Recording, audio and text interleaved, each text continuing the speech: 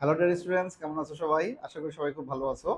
Potential BUETian advance level math practice প্রবলেমের আজকের ক্লাসে তোমাদের স্বাগতম। আজকে আমরা যে প্রশ্নটি সমাধান করতে চলেছি সেটা হচ্ছে নিউটনিয়ান বলবিদ্যা অধ্যায়েরই খুবই একটা গুরুত্বপূর্ণ কনসেপ্ট এবং গুরুত্বপূর্ণ ম্যাথ, সেটা হচ্ছে কনিক্যাল পেন্ডুলামের কনসেপ্ট। ঠিক আছে? সো ক্লাসটি হতে চলেছে খুবই বেসিক্যাল, তোমরা আগেই বুঝতে পারছো। সো আমাদের শুরু থেকে শেষ পর্যন্ত অবশ্যই মনোযোগ সহকারে দেখবে বলে আশা রাখি। ঠিক আছে? তো আসো শুরু করা যাক। প্রথমে দেখো যে প্রশ্নতে কি বলা আছে আমাদের এখানে। 1 কেজি ভরের একটি পাথরের টুকরা, ঠিক আছে, 1 কেজি ভর, তাহলে এটার ভর দেওয়া আছে 1 কেজি। 10 মিটার লম্বা, এই যে 10 মিটার লম্বা একটা সুতা দিয়ে চিত্রের মতো করে, এই যে চিত্রের মতো এইভাবে, ঠিক আছে, এইভাবে বাঁধা আছে। এটা এইভাবে কনিক্যাল পেন্ডুলামের মতো করে দুলছে। ঠিক আছে? এটা কিন্তু নর্মাল রৈখিক গতির ইয়ার মতো না, রৈখিক পেন্ডুলামের মতো না। ঠিক আছে? এটা কনিক্যাল পেন্ডুলাম এইভাবে একটা নির্দিষ্ট কোণ করে এইভাবে এই বৃত্তাকার পথ দিয়ে আনুভূমিক তলে পরিবহন করতেছে। আচ্ছা, এখন এই যে সুতাতে বাঁধা আছে, এই সুতার সহ্যত্ব, আমাদের সর্বোচ্চ সহ্য ক্ষমতা এই যে কত নিউটন, সে 12 নিউটন। তাহলে 12 নিউটন সে ভার সহ্য করতে পারে। তাহলে বলছে সুতার না ছিঁড়ে সর্বোচ্চ কত বেগে ঘোরানো যাবে। তাহলে এটাকে সর্বোচ্চ আমরা কত বেগে ঘোরাবো সুতাটি না ছিঁড়ে যায়। তাহলে আমরা জানি কি যে এই যে কনিক্যাল পেন্ডুলাম যখন আমাদের এইভাবে আমাদের ঘূর্ণায়মান আছে, ঠিক আছে, তাহলে এই অবস্থায় ঘূর্ণায়মান অবস্থায় গতিপথের যে কোনো পয়েন্টে তার উপরে যদি আমরা বলগুলো কিভাবে আছে পরিমাপ ক্রিয়া করতেছে সেটা যদি আমরা খেয়াল করি, তাহলে দেখো যে এইটার উপরে যে বলটা কাজ করছে প্রচুর, এর ওজন খাড়া নিচের দিকে এমজি। ঠিক আছে? এই আমরা ধরে নিলাম যে এই মুহূর্তে হিসাব করতেছি এদিকে কাজ করতেছে এমজি। আর এই যদি বৃত্তাকার পথে ঘূর্ণায়মান আছে, ফলে এইদিকে কি করবে, একটা কেন্দ্র বহির্মুখী বল কাজ করবে, যেটাকে আমরা বলছি এফসি। ওকে, এরপরে কি আছে, সুতা একটা টান আছে, সুতার টান এইদিকে।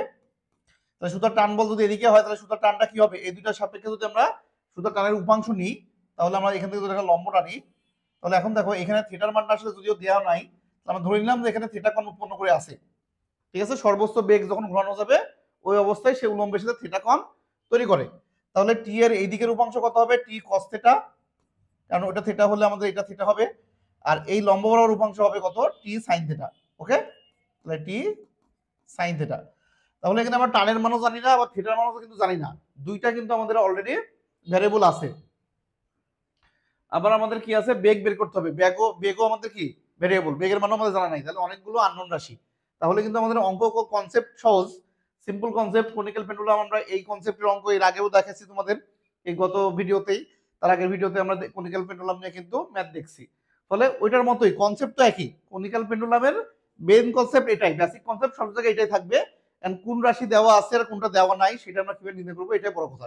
এখানে কিন্তু অনেকগুলো ভ্যারিয়েবল, থিটা ভ্যারিয়েবল, কোনো কণ দেওয়া নাই, কত কোণে ছিল, কণ দেওয়া থাকলে তো খুবই ইজি হয়ে যায়। তারপরে দেখো টি এর মান দেওয়া নাই, সুতরাং টান, আবার কত বেগে ঘুরছে সেই বেগটাই বের করতে হবে, বেগের মানও দেওয়া নাই। আবার এটা যে বৃত্তাকার পথে ঘুরছে এই বৃত্তাকার পথে কিন্তু ব্যাসার্ধও কিন্তু দেওয়া নাই আমাদের, এই যে বৃত্তাকার পথে ব্যাসার্ধ এটাও কিন্তু আমাদের সরাসরি দেওয়া নাই। তাহলে অনেকগুলো ভ্যারিয়েবল, তাহলে আমাদের প্রশ্ন, আমাদের এই যে অনেকগুলো ভ্যারিয়েবল নিয়ে কিভাবে ডিল করব, এটার জন্য আমরা মেইনলি প্রশ্নটা তোমাদের কাছে সমাধান করা বা চুজ করা। ঠিক আছে? তাহলে আসো, ভয় পাওয়ার কিছু নাই, যতই ভ্যারিয়েবল থাক তাহলে অবশ্যই সমাধান করার যোগ্য আছে বলেই তো আমাদের সমাধান করতে বলছে। তাহলে কখনো একটা ম্যাথ তোমাকে দিবে, ডাটা যদি মনে করো যে ডাটা নাই, মনে হয় যে ভ্যারিয়েবল কম আছে, তাও তুমি বুঝবা যে অবশ্যই ওইটাকে সলভ করার জন্য যেটুকু দরকার সেটুকু অবশ্যই আমাদের আছে, না হলে তো কোনো সলভ করতে বলতো না আর কি। ঠিক আছে? আসো তাহলে আমরা একে একে শুরু করি। তাহলে প্রথম আমরা এখানে যে কনসেপ্ট আছে সেই অনুযায়ী আমরা যে টি সাইন থিটা সমান কি হবে, এফসি।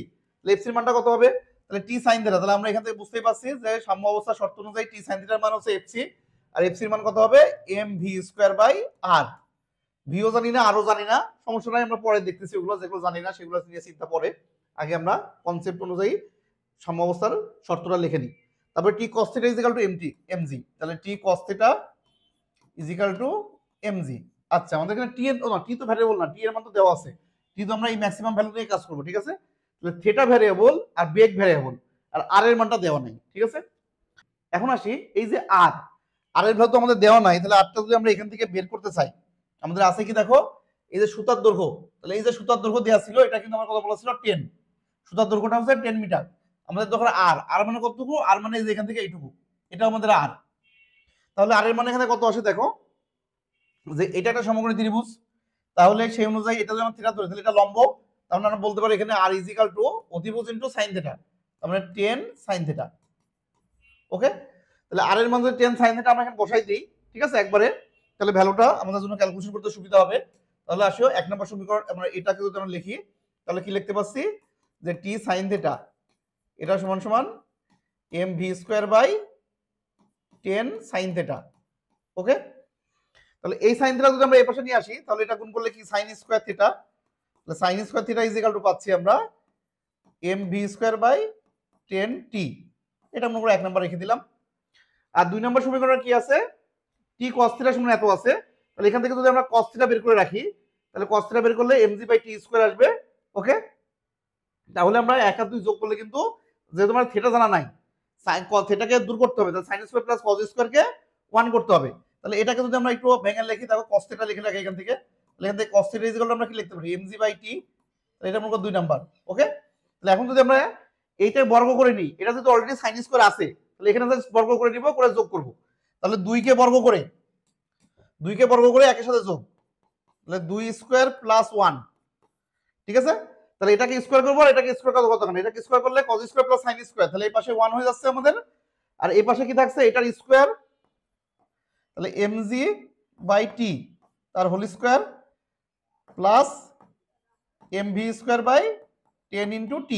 তাহলে এখান থেকে আমাদের দরকার কি v এর মান, ফলে আমরা এখান থেকে ইজিলি v এর মান পেয়ে যাচ্ছি। এটাকে যদি এই পাশে নিয়ে আসি তাহলে v এর মান পেয়ে যাব। ওকে, তাহলে আমরা ভিটাকে এক পাশে রাখি যেহেতু v নির্ণয় করা লাগবে, তাহলে এটাকে এই পাশে রাখা দাও, তাহলে mv square by 10t is equal to 1 minus এটা, তাহলে 1 minus m square g square by t square একবারে করে দিলাম, ঠিক আছে। তাহলে এখান থেকে আমাদের এইটা যে গুণ হবে m দিয়ে ভাগ হবে তারপর স্কয়ার রুট করে দিতে হবে।